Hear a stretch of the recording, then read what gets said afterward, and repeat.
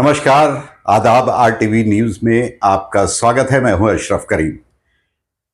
चलिए अब बात करते हैं महाराष्ट्र और झारखंड में जिस तरह की चुनावी गतिविधियां चल रही हैं, अपने चरम पर पहुंच चुकी हैं। लेकिन आज मैं थोड़ा सा हट के बात करूंगा। महाराष्ट्र की राजनीति में एक परिवार ऐसा है जिसका खासा दखल है। आप समझ गए होंगे मैं किस परिवार की बात कर रहा हूं। उनके बगैर या उस परिवार के बगैर महाराष्ट्र की राजनीति पर बात नहीं की जा सकती। जी हां, मैं बात कर रहा हूं ठाकरे परिवार की।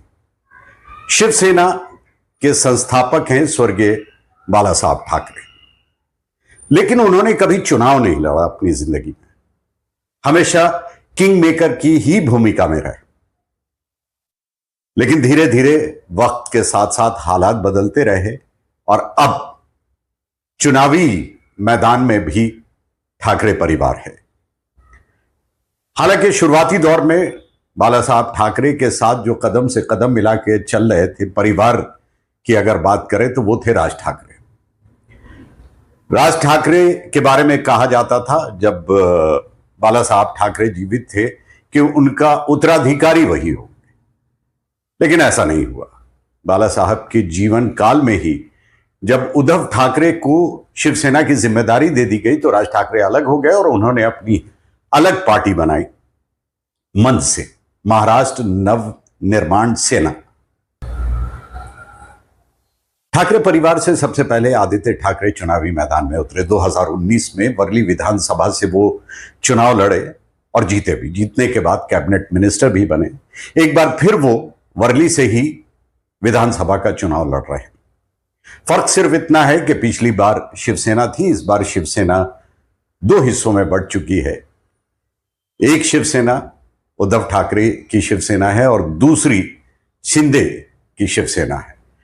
शिंदे की शिवसेना से मिलिंद देवरा चुनावी मैदान में हैं और मिलिंद देवरा के बारे में कहा जाए तो उनके पिताजी मुरली देवरा महाराष्ट्र की राजनीति के कद्दावर नेता हुआ करते थे और कांग्रेस पार्टी से थे।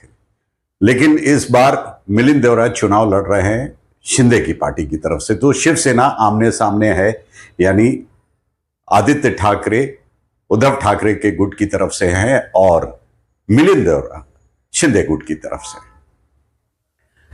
लेकिन इसमें पहली बार राज ठाकरे के पुत्र अमित ठाकरे चुनावी मैदान में है। मनसे जो उनके पिताजी की पार्टी है, उनके पिताजी ने जब शिवसेना से अलग हुए तो उन्होंने मनसे पार्टी बनाई। मनसे से अमित ठाकरे चुनावी मैदान में हैं और वो माहिम से चुनाव लड़ रहे हैं। अमित ठाकरे को बीजेपी का समर्थन हासिल है क्योंकि बीजेपी और पेच भी फंसा हुआ है कुछ यहां पर, वो मैं आपको बताऊंगा। लेकिन मैं ये बता रहा था कि अब ठाकरे परिवार पूरी तरह से जो चुनावी प्रक्रिया होती है उसमें हिस्सा लेने लगे। शुरुआत आदित्य ठाकरे से हुई थी और अब अमित ठाकरे मैदान में। एक चीज जो आपको बतानी थी वो ये बतानी थी कि राज ठाकरे और उद्धव ठाकरे दोनों चचेरे भाई, सगे चचेरे भाई हैं। बाला साहब ठाकरे के छोटे भाई श्रीकांत ठाकरे के पुत्र है राज ठाकरे। लेकिन ये दोनों सिर्फ सगे चचेरे भाई ही नहीं, सगे मौसेरे भाई भी है। यानी मीनाताई ठाकरे की जो छोटी बहन है कुंदा ठाकरे, वो राज ठाकरे की माताजी हैं। तो ये दोनों सगे मौसेरे भाई भी। खैर, तो अब चलते हैं उस तरफ। यानी अमित ठाकरे पहली बार चुनावी मैदान में हैं जिनको बीजेपी का समर्थन हासिल है। लेकिन पेच ये फंस गया है कि यानी 2019 में जो चुनाव जीते थे वो सदा सावरकर हैं, वो जीते थे चुनाव और वो सिटिंग एमएलए हैं। इस वक्त शिंदे गुट में, शिवसेना शिंदे गुट में। उन्हें बिठाने की बहुत कोशिश की गई, बीजेपी ने अपनी तरफ से कोशिश की। कहते हैं कि शिंदे साहब ने भी मनाने की कोशिश की कि वो चुनावी मैदान में ना आए, वो सीट छोड़ दें अमित ठाकरे के लिए। लेकिन वो माने नहीं। उनका कहना यह है कि अगर चुनाव में लाना है तो पहले तो एमएलसी के चुनाव में लाया जाए। क्या जरूरी है कि विधानसभा चुनाव ही लड़ाया जाए? तो वो नहीं माने और उन्होंने अपना नामांकन दाखिल कर दिया। उसके अलावा महेश सावंत, वो उद्धव ठाकरे शिवसेना की तरफ से चुनावी मैदान में है। तो यहां पर ट्रायंगुलर है मामला अभी तक।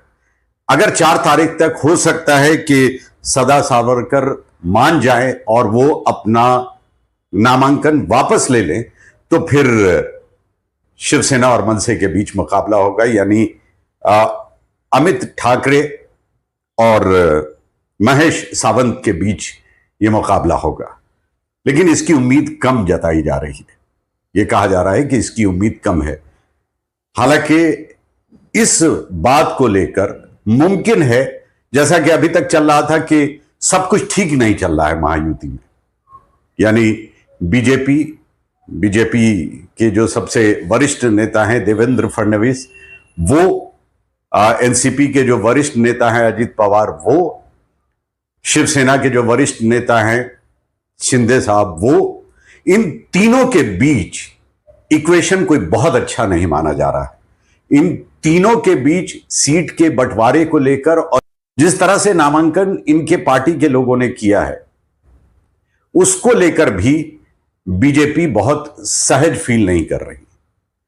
तो इनके बीच अंदरूनी मामले जो हैं वो जारी हैं। खैर, जब कई गुट मिलके एक साथ चुनाव लड़ते हैं तो इस तरह की परिस्थिति तो बन ही जाती है, चाहे वो महाराष्ट्र की हो या झारखंड की। तो अमित ठाकरे के लिए रास्ता बहुत आसान नहीं होगा। वहीं दूसरी तरफ अगर वर्ली की बात करें, जहां से आदित्य ठाकरे चुनाव लड़ रहे हैं, मिलिंद देवरा का स्टेटमेंट आया है कि आदित्य ठाकरे मेरे लिए छोटे भाई की तरह है, कोई राइवलरी नहीं है हमारे उनके बीच, बस हम चुनाव लड़ रहे हैं अपनी अपनी पार्टी की तरफ से। और मिलिंद देवरा ने यह भी कहा कि मैं तो पहले से ही जानता हूं, जब ये छोटे थे तब से मैं आदित्य ठाकरे को जानता हूं, तो बहुत ही फ्रेंडली चुनाव हम लड़ेंगे। अब देखना यह होगा कि पहली बार ठाकरे परिवार यानी राज ठाकरे के परिवार से कोई चुनावी मैदान में है, यानी राज ठाकरे के पुत्र चुनावी मैदान में हैं। क्या कुछ होता है वो तो वक्त ही बताएगा, लेकिन डगर मुश्किल है। आज के लिए बस इतना ही।